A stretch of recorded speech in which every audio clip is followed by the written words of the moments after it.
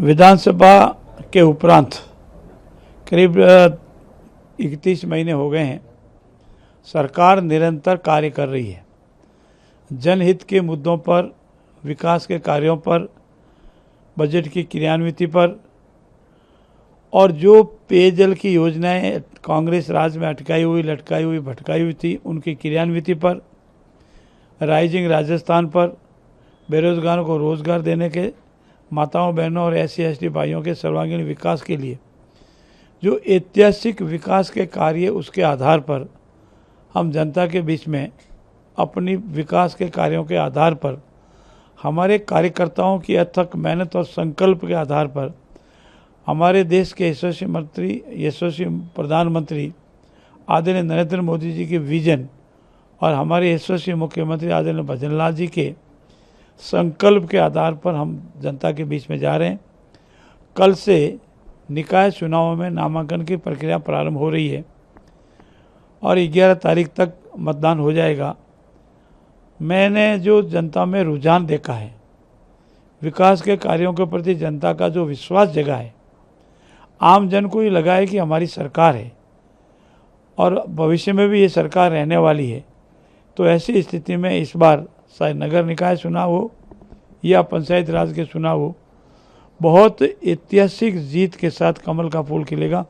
ये मैं हमारे बीजेपी कार्यकर्ताओं की अथक मेहनत, विकास के कार्यों और देश और प्रदेश के शीर्ष नेतृत्व का जनता में जो विश्वास है, उसके आधार पर कह सकता हूँ।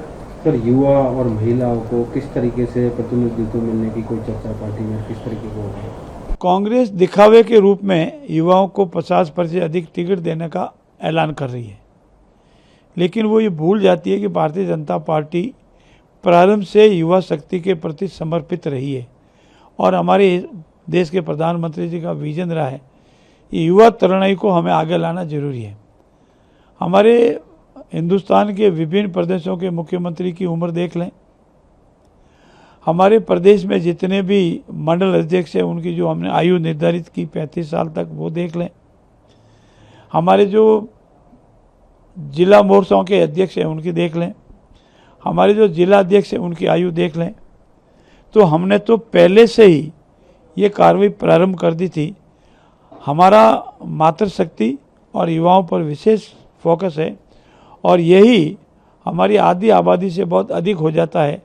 ऐसी स्थिति में युवाओं को बहुत अधिक अवसर मिलेंगे और ज़्यादातर युवाओं और माताओं बहनों का ये पंचायत राज और निकाय चुनाव में भागीदारी होगी, ऐसा मेरा मानना है और हम धरातल एपिसोड लाकर बताएंगे। सर, इलाहाबाद हाईकोर्ट का फैसला आया हिजाब को लेकर, स्कूलों में ड्रेस कोड को लेके, वहीं AIM के नेता हुसैन ओवैसी इसके खिलाफ है, ये हमारे खिलाफ आया है, ये फैसला हम माननीय नहीं है।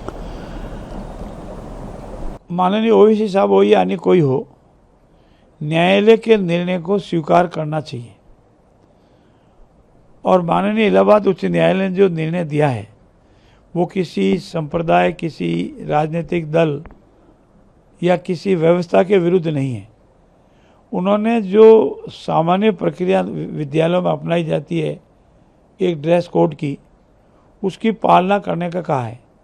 हिजाब पहनना है, अपनी स्वतंत्रता है, कहीं बाहर पहने आप, लेकिन विद्यालयों में माननीय सर्वोच्च न्यायालय, माननीय उच्च न्यायालय के जो निर्णय है उसकी पालना करनी चाहिए, ऐसा मेरा मानना है।